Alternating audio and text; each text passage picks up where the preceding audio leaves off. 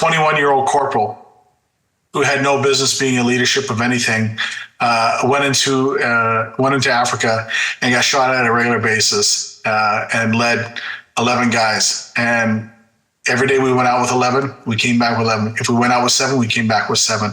Every day we went out, we came back. I had plotted out how many firefights we were in, and on average, we were in 2 firefights every 3 days.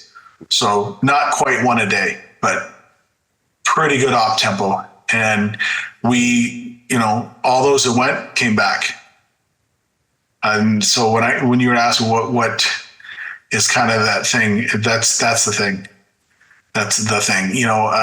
All the different medals and stuff that I got, the one that I take pride in is the combat action ribbon.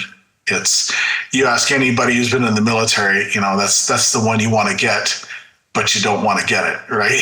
Mm-hmm. What it requires to get is a big risk, but it's I've had people ask, well, how could you want to go to combat? I'm like, hey, you don't join a baseball team, go to practice day after day, and when a game breaks out, like when you have a scheduled game, you don't, oh yeah, you know what, I'm going to sit the game out. No, this is what you've been training for. This is what you want. You want to get in there, but you don't go into a game hoping that you go to overtime. You go into a game hoping to win. Right, that's the goal of going into a baseball game. That's the same thing with going into combat. You're not there for a good time or a long time. You're there to get it done. Right, you're there to just kill it, so to speak. Yeah, well, and also it's that different mentality of those that served and the civilian mindset that have no desire to serve. They can never understand, why do you go in those miserable conditions for training?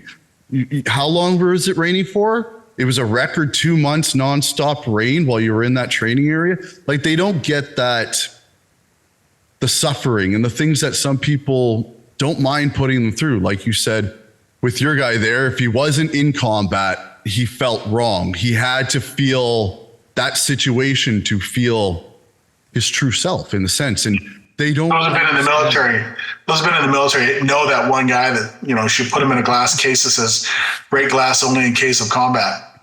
Right? They're the ones that when they're in garrison, you're like, oh God, who's gonna watch this guy? Because he's gonna get in trouble. Yep. MP's getting called again. Steve McQueen's of the world. Thanks for your time. Please like, subscribe, and comment to help grow the show. And remember, get back up.